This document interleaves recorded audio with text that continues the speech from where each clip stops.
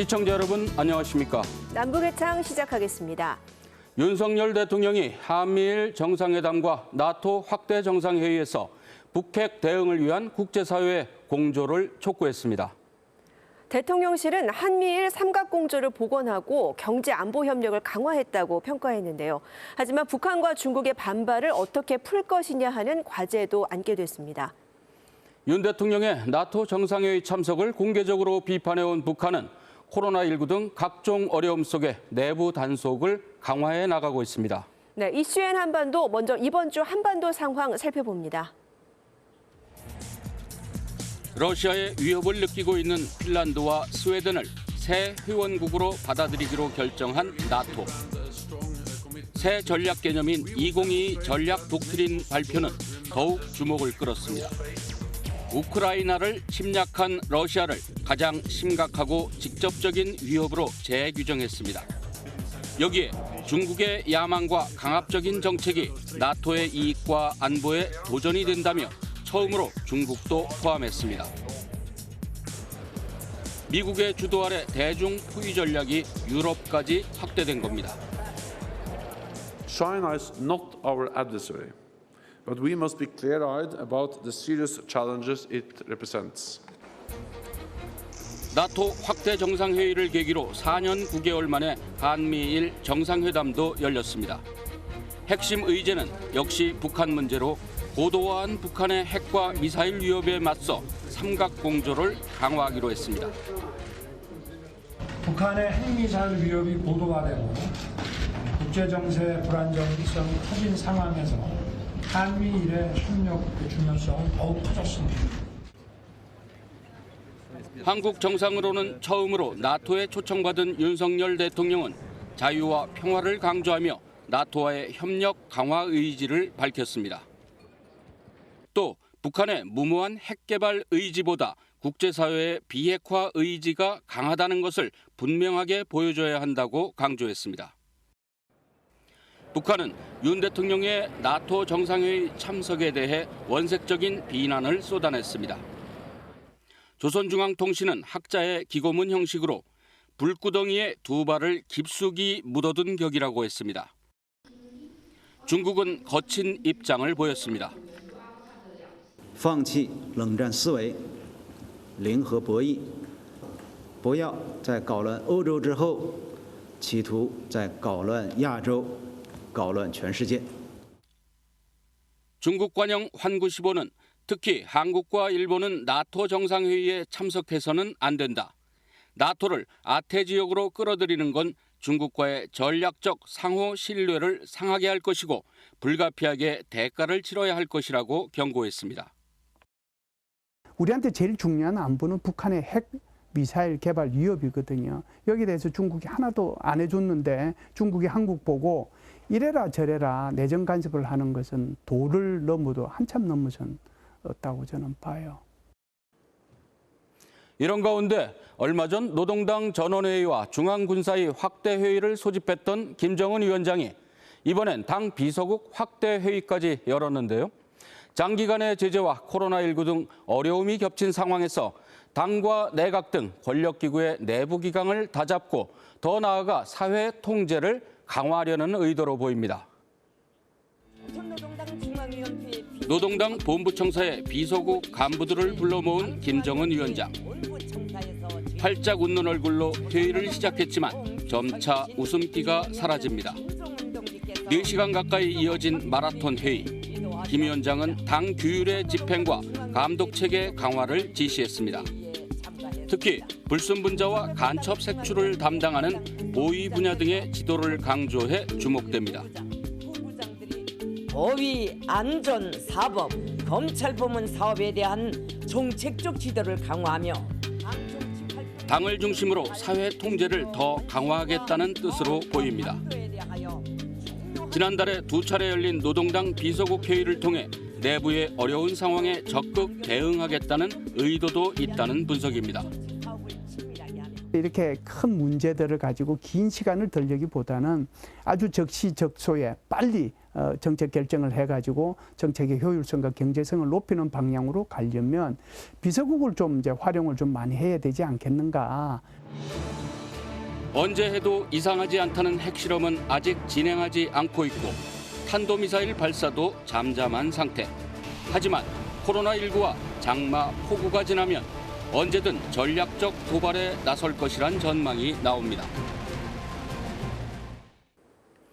지난달 21일 우리가 누리호를 발사한 날 북한의 조선중앙TV는 6년 전 쏘아올린 광명성 4호에 관한 기록 영화를 또 방영했습니다. 네, 누리호 발사 성공에 대해 직접적인 평가나 입장을 내보이진 않고 우리는 이미 그런 성과를 거뒀다고 하는 듯 북한의 우주과학기술을 선전한 걸로 보입니다.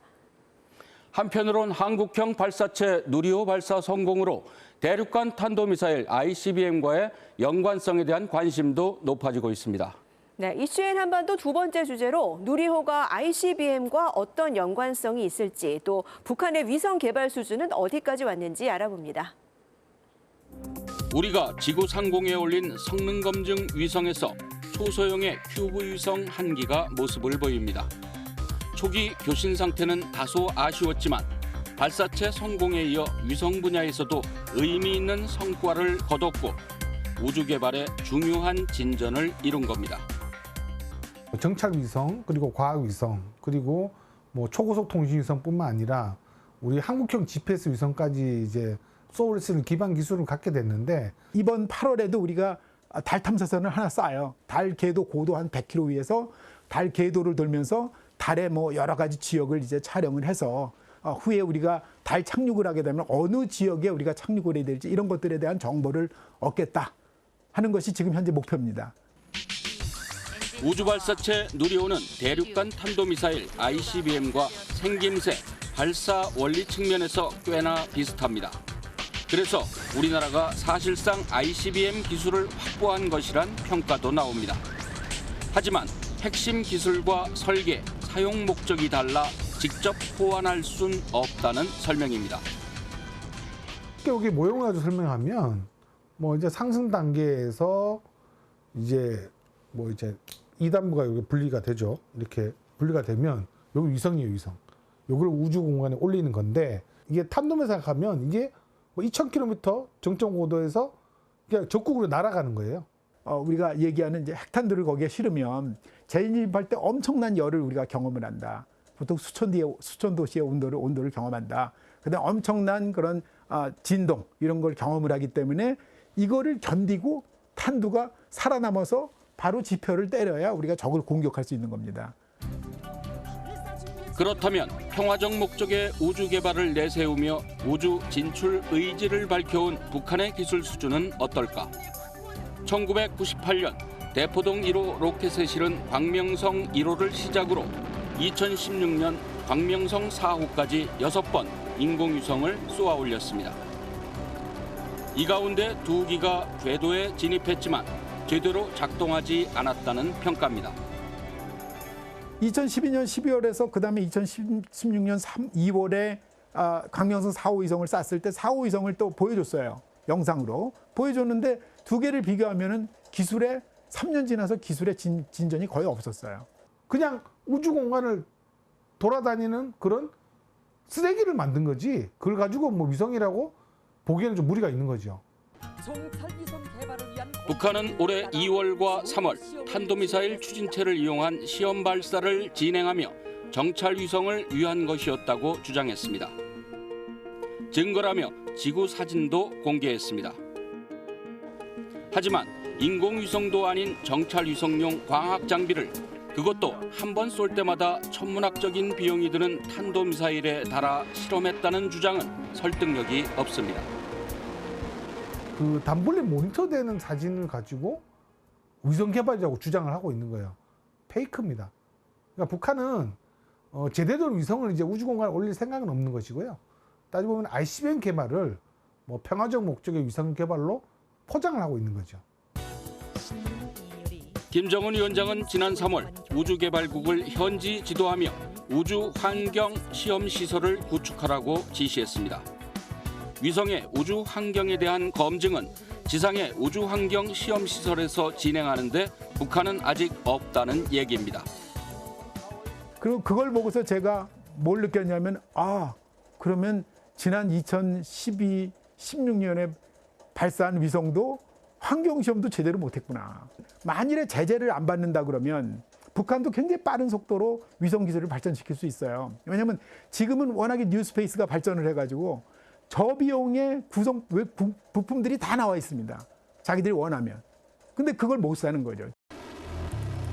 종합적으로 볼 때 북한은 제한된 자본과 기술력 탓에 위성 운용 능력을 이른 시일 안에 확보하기가 쉽지 않습니다. 그러나 북한의 역량을 결코 과소평가해선 안 된다는 경계의 목소리도 있습니다. 북한이 이렇게 발표하는 것을 보면요, 이것이 시일의 차이는 있을지 모르지만 적어도 한두 달, 길게는 뭐 1, 2년 그때를 되돌아보면 그때 북한이 발표한 것은 거짓은 아니었다. 이렇게 저는 생각을 해요. 그것이 어느 정도 자신감이 생겼을 때, 그리고 틀림없이 해킹할 거예요. 그걸 통해서 기술 확보가 되면 북한이 정찰위성 발사할 겁니다. 이런 가운데 우리는 1조 2,200억 원을 투입해 고해상도 군사용 정찰위성 5기를 개발해 2024년까지 전력화할 계획입니다. 또 초소형 정찰위성도 개발하고 있습니다. 우주개발과는 별개로 남북의 군비 경쟁이 우주로까지 확대되는 분위기입니다. 2016년부터 활동하고 있는 토마스 오에아 킨타나 유엔 북한인권 특별보고관이 다음 달 퇴임을 앞두고 지난달 27일부터 사흘간 우리나라를 고별 방문했습니다. 킨타나 특별보고관은 강원도 철원군 접경지역 방문을 시작으로 서해 공무원 피살 사건 피해자 유족 면담, 서울대 특강, 통일부와 외교부 고위 관계자 면담 등 일정을 소화했습니다. 킨타나 보고관의 후임엔 페루 교황 창립 가톨릭대학의 엘리자베스 살몬 민주주의 인권연구소 소장이 내정됐습니다.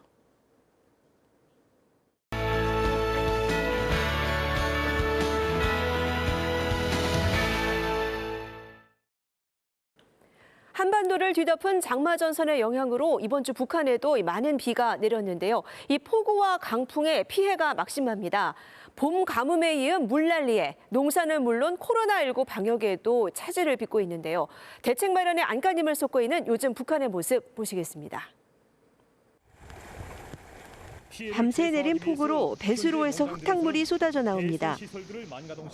번개와 강풍을 동반한 비가 거세게 내리치는 가운데 도로가 곳곳엔 흙사태가 난 모습도 보이는데요. 본격적인 장마가 시작된 지난달 27일, 북한 대부분 지역에 폭우 경보가 내렸습니다. 오늘부터 7월 1일까지 저기압과 장마전선 영향으로 우리나라의 전반적 지역에서 이제 비와 소낙비가 내리겠습니다. 여러 지역들에서 이제 폭우가 집중되고 많은 비가 지속적으로 이렇게 간직될 것으로 예견됩니다.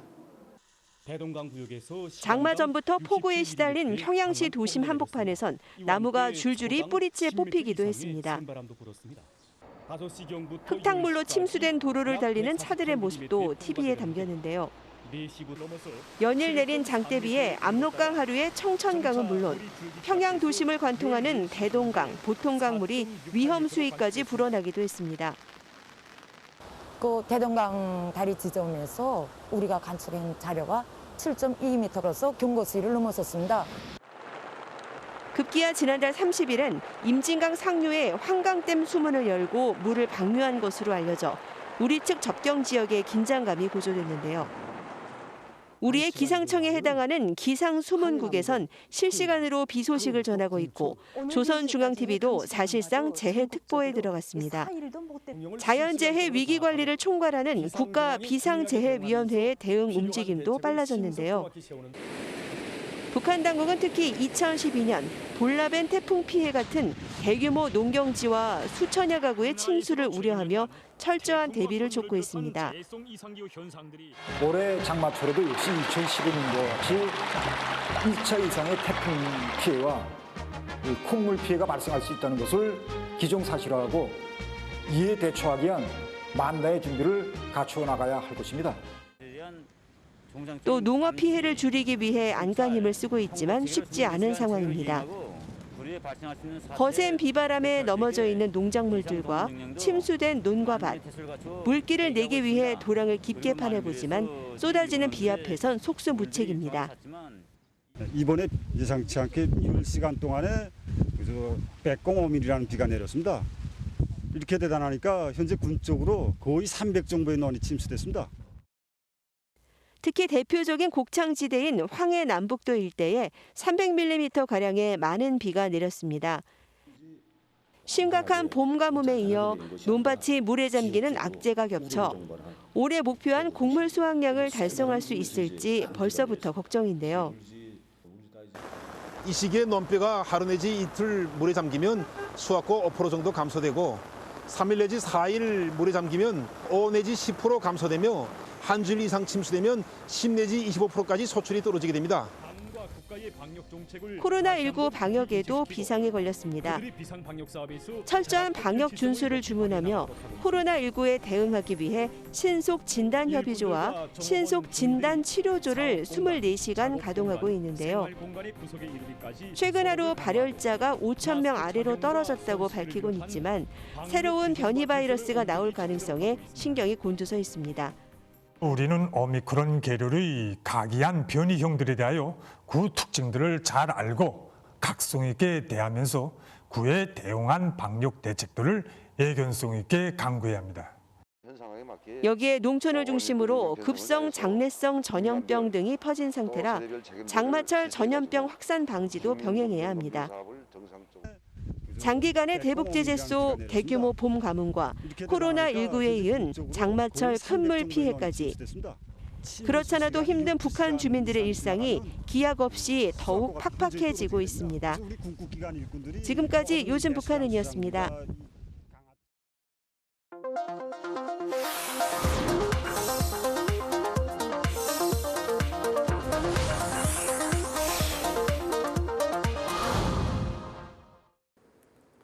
K-팝과 함께 세계적인 주목을 받는 부문이 바로 우리 영화입니다. 올해 박찬욱 감독은 칸 영화제에서 감독상을 받았고요. 배우 윤여정 씨는 지난해 아카데미 여우 조연상을 수상하는 쾌거를 이뤘습니다. 네, 그렇다면 북한의 영화계는 어떨까요? 김정은 국무위원장 집권 이후 북한 영화는 이렇다 할 성과를 보이진 못했는데요. 이런 북한 영화계가 지난 4월에 6년 만에 신작을 발표했습니다. 네, 이 신작 영화의 주인공의 신인 여배우가 기용돼 눈길을 끌고 있습니다. 북한도 시기별로 영화계를 이끈 여배우들이 있다는 점에서 이번에 등장한 신예 여배우가 북한 영화계에 활력을 불어넣을 거란 평이 나오고 있습니다. 네, 이번 주 클로즈업 북한에서는 여배우들을 통해 북한의 영화 산업을 살펴봅니다. 함께 보시죠. 지난 4월 신작 개봉으로 성황을 이루었던 북한의 한 영화관. 우리 영화가 새로 나왔다니까. 한 달음에 달려왔습니다. 영화를 너무 보고 봐서. 주민들의 기대 속에 6년 만에 새 예술 영화 하루낮 하룻밤이 공개됐다. 희열이 넘쳐 새 생활에 들어서는 우리의 주인공 남영주. 영화는 실화를 바탕으로 만들었는데 나라를 배신하려는 간부의 속셈을 눈치챈 주인공이 이를 폭로하는 과정을 그렸다. 주목할 건 이렇게 공을 들인 영화의 주인공이 신인 여배우라는 점이다. 이름을 포함한 신상이 공개되진 않았지만 얼굴이 알려진 배우가 아니라는 점은 더욱 흥미롭다. TV 드라마 분야에서도 신인 발굴이 이어졌다. 최근 종영한 연속극 마지막 한 알. 1970년대 세계 탁구 대회를 제패한 탁구 여왕 박영순의 생애를 다룬 이 드라마에서도 신예 이효심이 주인공 역을 꿰찼다. 내 점수 내려고 당리 선수 점수 올려주십시오. 평양연극영화대학 재학생인 이효심이 데뷔작으로 단독 주연을 맡은 건 경력과 연륜을 중시하는 북한 영화계에선 파격적이다. 이 새로움이 필요했을 때 물론 영화 자체가 가지고 있는 장르적 새로움도 있지만 그 새로움을 담을 만한 상징적인 아이콘이 필요했는데 그 아이콘이 바로 여배우죠. 신인 여배우. 그 여배우가 주는 어떤 신선함에다가 이 영화 자체의 장르가 주는 새로움을 결합한다면 시너지 효과가 있을 거란 생각이 듭니다. 북한 영화계에선 주연급 여배우가 절대적으로 적긴 해도 매 시기 남다른 역량을 발휘한 여배우들이 있었고 북한 당국은 이들을 적극 활용해왔다. 일제치하 1930에서 40년대 영화계를 주름잡던 문예봉도 그중 한 명이다. 오빠, 나 없는 동안 잘 돌봐주세요. 관필 어머니하고 두 분을 꼭 부탁합니다. 해방 이후 월북한 문예봉은 북한 최초의 극영화 내 고향을 비롯해 다수의 영화에 출연했고 영화 산업의 입지를 다지는 데 중요한 역할을 했다. 실제로 문예봉이 나온 영화와 문예봉이 나오지 않은 영화로 이렇게 구분할 정도로 인기가 대단했다라고 보시면 될 것 같고요. 인지도 있는 배우들이 연기를 하다 보니까 홍도도 굉장히 있었다라고 보시면 될 것 같습니다. 영화 광으로 잘 알려진 김정일 국방위원장은 대중영화의 선전, 선동 역할에 주목했다. 피바다, 꽃 파는 처녀 등 혁명 가극을 영화화해 김일성 주석을 우상화했고 주체 사상을 영화 제작에 접목한 영화 예술론까지 내놓았다. 김일성을 우상화하고 신격화하고 빨치산 세력을 좀 영웅화하는데 그런데 이제 결정적인 역할을 하게 되죠. 김정일이 영화로 권력을 잡는데 성공적으로 이렇게 이어졌고 그러다 보니까는 계속적으로 활용하고 있다 이렇게 보시면 될 것 같고요. 하지만 북한 영화는 결국 체제 선전에 매몰됐고 그에 따라 배우들의 연기도 정형화, 도식화돼 갔다. 1970년대 침체기에 빠진 북한 영화. 여기서 다시 한번 여배우 카드를 꺼내 드는데 수법은 고약했다. 대한민국을 대표하던 여배우 최은희를 납치한 것이다. 북한은 최은희에 이어 남편인 영화감독 신상옥도 납치했는데 2016년 개봉한 영화를 통해 김정일 위원장이 사주한 사실이 드러났다. 내가 요구하는 대상을 내가 이제 집어넣단 말이야. 두 분이 꼭 필요하니까 배워라. 신상옥과 최은희는 집단 창작 중심의 북한에서 개인의 개성이 드러나는 새로운 방식의 영화를 제작했는데 특히 최은희는 영화 소금으로 모스크바 영화제 여우 주연상을 수상하기도 했다. 그러나 1986년 신상옥과 최은희가 탈출하면서 북한 영화는 또다시 쇠락한다. 경례하는 최고 사령관 동지, 저희들이 왔습니다. 이 같은 최은희의 빈자리를 채우고 활력을 불어넣은 여배우는 바로 오미란이다. 섬세한 감정 표현으로 김정일 위원장의 총애를 받은 오미란은 1987년 개봉한 영화 도라지 꽃으로 단숨에 대표 여배우가 된다. 나도 믿는다. 어떤 사람은 100년 있어도 안 된다지만 난 10년 안에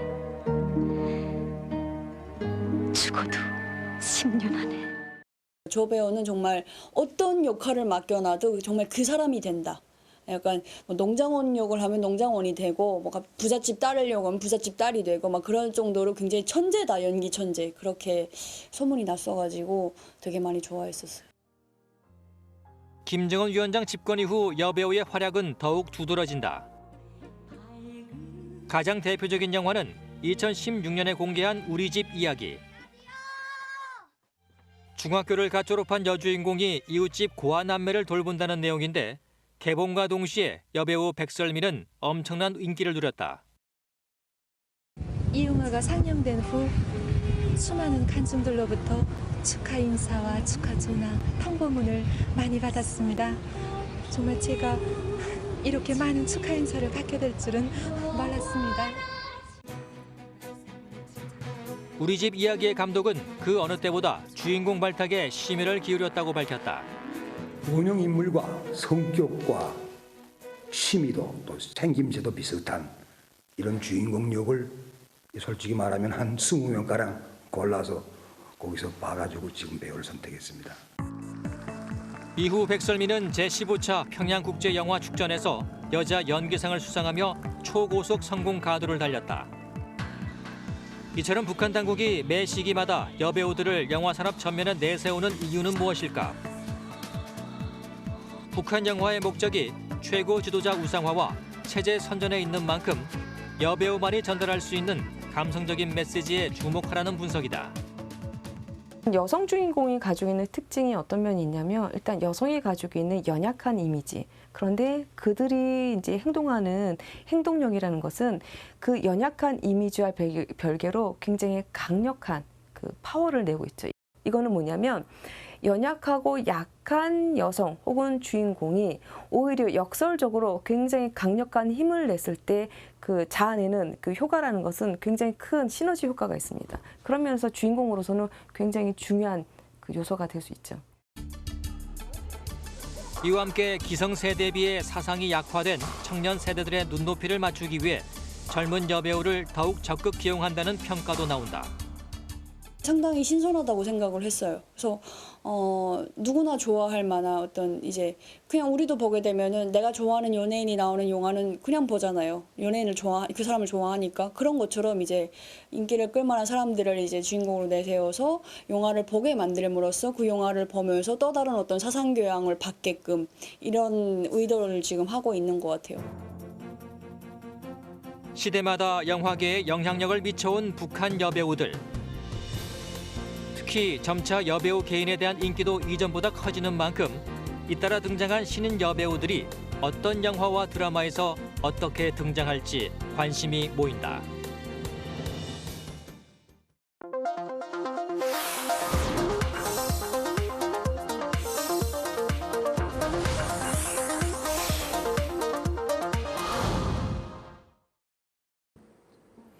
지난달 북한이 개성공단에 있는 우리 공장 설비들을 무단으로 가동해서 학생들 교복을 생산하고 있다, 이런 말이 나왔는데요. 한때는 남북 화합의 상징이었던 이 개성공단에서 우리 기업들이 철수한 지도 벌써 6년이 넘었습니다. 네, 개성에 있던 남북 공동 연락사무소마저 2년 전 북한이 폭파시켰고요. 이러다 보니 남북을 이어주던 끈 개성이 우리에게 점차 잊혀져 가지 않나 싶은데요. 마침 개성과 관련된 특별한 전시회가 열렸다고 합니다. 이하영 리포터가 여기 다녀오셨다고요? 네, 맞습니다. 개성의 생활상을 알아볼 수 있는 다양한 전시품들을 만나봤는데요. 제가 마치 개성에 직접 다녀오기라도 한 것처럼 생생하게 느껴볼 수 있는 그런 전시회였습니다. 뭐가 가장 인상적이었습니까? 개성에서 즐겨 먹는 음식들이 정말 맛있어 보여서 기억에 남고요. 또 전시회장에서 만난 분들의 이야기가 제 마음에 와닿았는데요. 개성에 얽힌 저마다의 추억을 한 보따리씩 풀어놓으셨습니다. 그럼 함께 전시회장으로 가보실까요? 한반도의 중심에 위치해 남북협력의 주요 무대가 됐던 개성. 만월대에서는 10여 년의 세월 동안 남북이 손을 맞잡고 유적들을 발굴했고 관광은 물론 무엇보다 남북 합작 공단이 들어섰던 곳입니다. 현재는 모든 것이 멈춰버렸지만 민족사에 켜켜이 쌓여있는 개성을 서울의 한 전시회장에서 만날 수 있었는데요. 서울과 직선거리로 58km, 차로 1시간 남짓이면 갈 수 있는 개성은 고려 왕조 400년 동안 수도였던 만큼 왕릉은 물론 박연폭포 등 가볼 만한 곳들이 무척이나 많습니다. 개성역에서 내려서 고려의 그 이 왕릉들을 보고 이 넘어가서 그 박연폭포를 보고 다시 돌아오는 그 이 코스가 또 개성에서 하나의 근교로서 사람들의 발걸음이 끊이지 않았던 곳이 개성이다, 이렇게 얘기를 할 수 있을 것 같습니다. 전시회에선 무엇보다 개성의 문화나 생활상을 들여다볼 수 있는 다양한 전시품들을 만날 수 있었는데요. 6.25 전쟁 이전엔 남한 땅이었다가 이후 북한 땅이 되는 바람에 고향을 잃게 된 개성 시민들과 개성공단에 입주했다 철수한 기업인들이 함께 기획했다고 합니다. 공간적으로 사실 개성이라는 곳에 같이 있다가 공간을 잃어버린 두 부분들, 이 두 사람들이 과거를 기억하고 또 현재를 보면서 미래를 위한 마중물이 될 수 있는 그러한 기회들이 됐던 것 같습니다. 가깝고도 먼 도시 개성. 실제로 그 땅을 밟을 수는 없지만 오늘 이곳에서 개성의 숨결을 느낄 수 있는데요. 과연 어떤 작품들이 있는지 함께 보실까요? 가장 먼저 눈길을 끈 건 한편에 차려진 맛깔스러운 음식들인데요. 큼직한 모양의 약과와 떡, 인삼전과는 혼례 같은 큰 잔치에선 빠지면 안 되는 개성 음식입니다. 대피떡은 찹쌀을 들여서 쪄가지고 그거를 쳐서 완전히 곱게 치질 않고 우툴우툴 밥알이 조금 살아있는 듯하게 해서 속에는 녹두소를 넣었어요. 개성 토박이 집안에서 태어나 3살 때 전쟁통에 남쪽에 온 윤숙자 소장은 한평생 개성 요리를 연구하고 있습니다. 또 전시회에선 실향민이 된 개성 시민들의 가슴 아픈 이야기도 접할 수 있었는데요. 저희 아버님이 개성분이세요. 그래서 개성에서 공부를 하시고 고등학교를 졸업하실 때 바로 6.25가 났었어요. 그래서 송도 중학교 고등학교가 개성에 있던 게 지금은 인천 송도로 옮겨져 와 있는데요. 그 과정에서 성적 증명서하고 이 각종 서류들이 없어진 거예요. 전쟁이 끝나도 여전히 혼란했던 시기. 취업에 필요한 성적 증명서는 사라졌지만 교장 선생님이 써준 이 서류가 힘이 됐습니다. 개성공단 주재원들은 이 체류증을 꼭 갖고 있어야 했다는데요. 정갈한 글씨체로 체류지와 유효기간, 직위 등이 적혀 있습니다. 황우순 선생님 같은 경우는 개성공단에서 13년 동안 근무를 직접 하셨고요. 그래서 그 근무하는 당시 때 이제 출입증이라든지 체류 등록증 이런 것들을 모아놓고 평화를 염원하는 예술 작품도 살펴볼 수 있었는데요. 이 작품은 비를 맞고 있는 대나무를 표현한 건데요. 이제 비가 그치고 나면 해가 뜨면서 물기를 먹으면 대나무가 더 강해지고 튼튼해지기 때문에 지금의 현실은 우울하지만 향후에는 더 희망적일 거라는 메시지를 담은 작품입니다. 경색된 남북 관계도 대나무 새순 돋아나듯 희망적인 날이 올 수 있을까요? 개성에는 남북 화합의 상징이었던 개성공단이 있습니다. 하지만 2016년 남북 관계가 얼어붙자 가동이 전면 중단됐는데요. 이곳에서 일하던 기업인들도 오늘 반가운 마음으로 전시회장을 찾았습니다. 개성공단에 입주했던 기업인들은 고향을 그리워하는 것처럼 개성에 갈 날을 손꼽아 기다립니다. 한때 개성공단은 우리 기업 120여 곳이 입주해 5만 명 가까이 되는 북한 주민들을 고용했는데요. 남성복 제조회사를 운영하는 전기경 대표는 2007년 8월 개성공단에 처음 입주했습니다. 남한 근로자 수는 한 4분?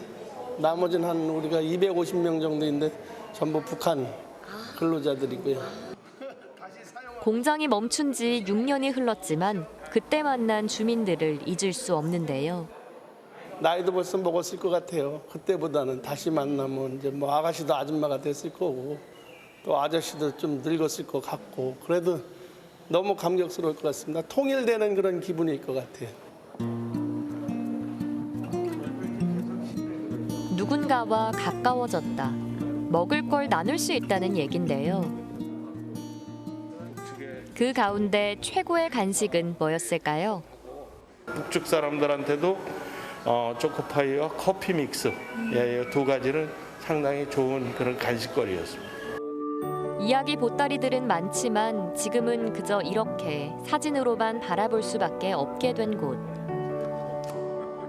전시를 둘러보며 소소하지만 행복했던 그때의 일상을 떠올려 보는데요. 네, 이렇게 정말 사실적인 사진이잖아요. 네, 그렇죠. 이걸 다시 보니까 기분이 어떠세요? 기분이 너무나 좋고 빨리 가고 싶다 이런 생각밖에 안 들죠. 너무나도 개성공단이 그립습니다, 지금. 과거와 현재를 생각하면 아쉬움이 가득한 아직 더 써내려 가야 할 게 많은 우리의 이야기. 너무 멀지 않게 저 개성 땅을 무대로 남북 교류의 물꼬가 다시 트이길 간절히 바라봅니다.